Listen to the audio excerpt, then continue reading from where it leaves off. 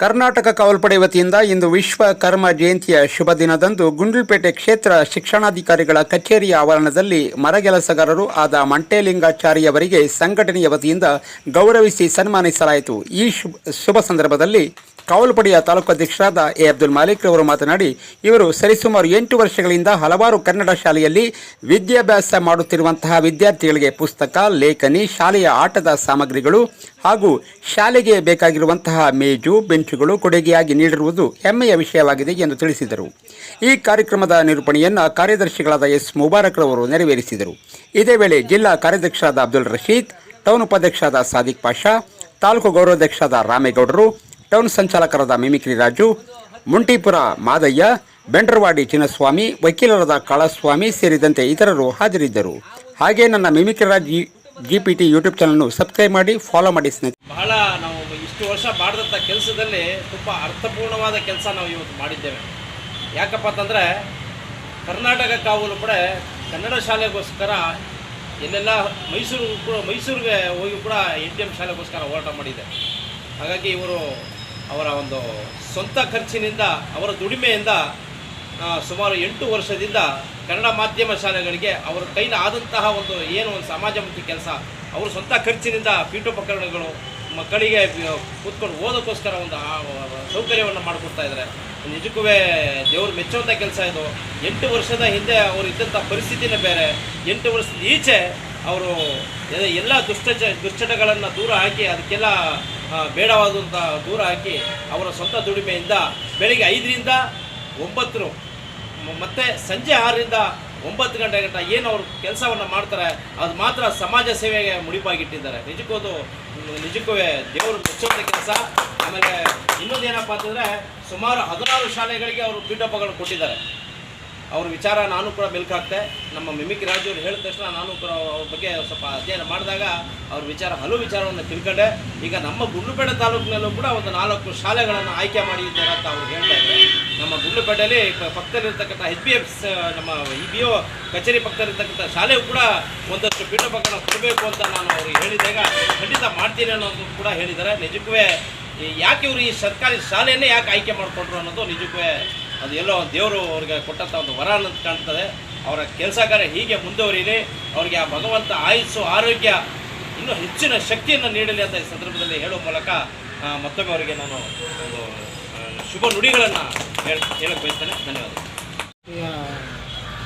ನಾವು ಕರ್ನಾಟಕ ಕಾವಲುಪಡೆಯ ಎಲ್ಲ ಗೆಳೆಯರು ಹಾಗೂ ಸಹೋದರರು ಈ ದಿನ ಏನು ತಾವು ಸಮಾಜಮುಖಿ ಸೇವೆಯನ್ನು ಮಾಡತಕ್ಕಂಥ ಮಂಟೇಲಿಂಗಾಚಾರ್ಯ ಅವರಿಗೆ ಅಭಿನಂದನೆ ಸಲ್ಲಿಸ್ತಾ ಇರೋದು ಭಾಳ ನಮಗೆ ತುಂಬ ಹೃದಯ ಭಾಳ ಸಂತೋಷ ಆಗಿರ್ತಕ್ಕಂಥ ವಿಚಾರ.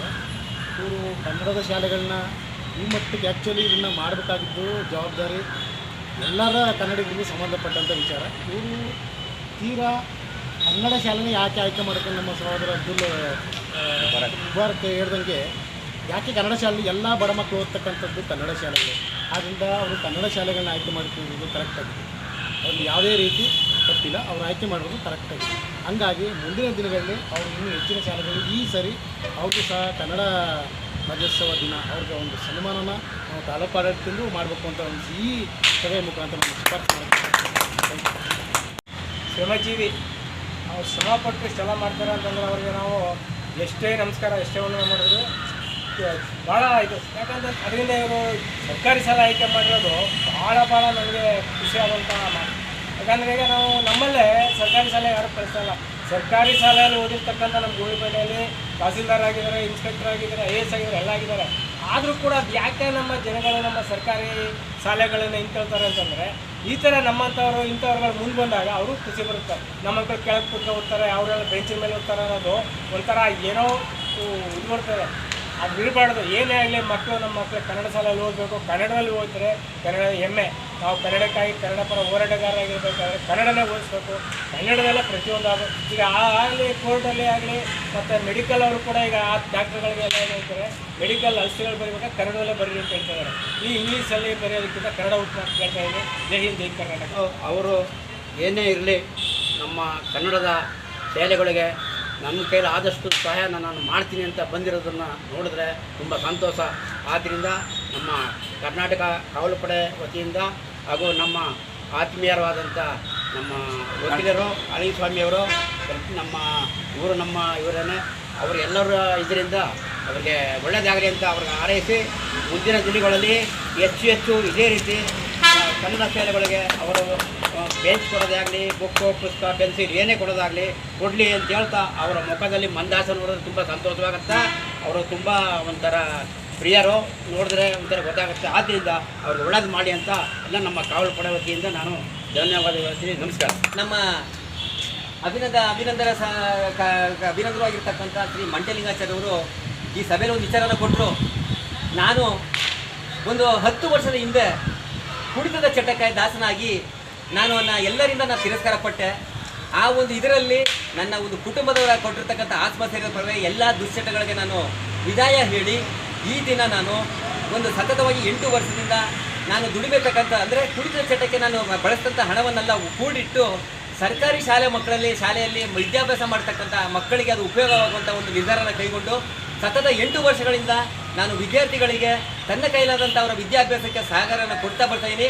ಮುಂದಿನ ದಿನಗಳಲ್ಲಿ ನನ್ನ ಕೈಲಾದಂತೆ ಗುಂಡ್ಲುಪೇಟೆಯಲ್ಲೂ ಕೂಡ 4-5 ಸರ್ಕಾರಿ ಶಾಲೆಯನ್ನು ನಾನು ಆಯ್ಕೆ ಮಾಡಿಕೊಂಡು ನನ್ನ ಕೈಲಾದಂಥ ಸಹಾಯನ ಮಾಡ್ತೀನಿ ಅಂತ ಈ ಸಂದರ್ಭದಲ್ಲಿ ತಿಳಿಸಿದ್ದಾರೆ. ಅವರಿಗೆ ನಮ್ಮ ಎಲ್ಲರ ಪರವಾಗಿ ತುಂಬ ಅಭಿನಂದನೆ ಸಲ್ಲಿಸ್ತಾರೆ.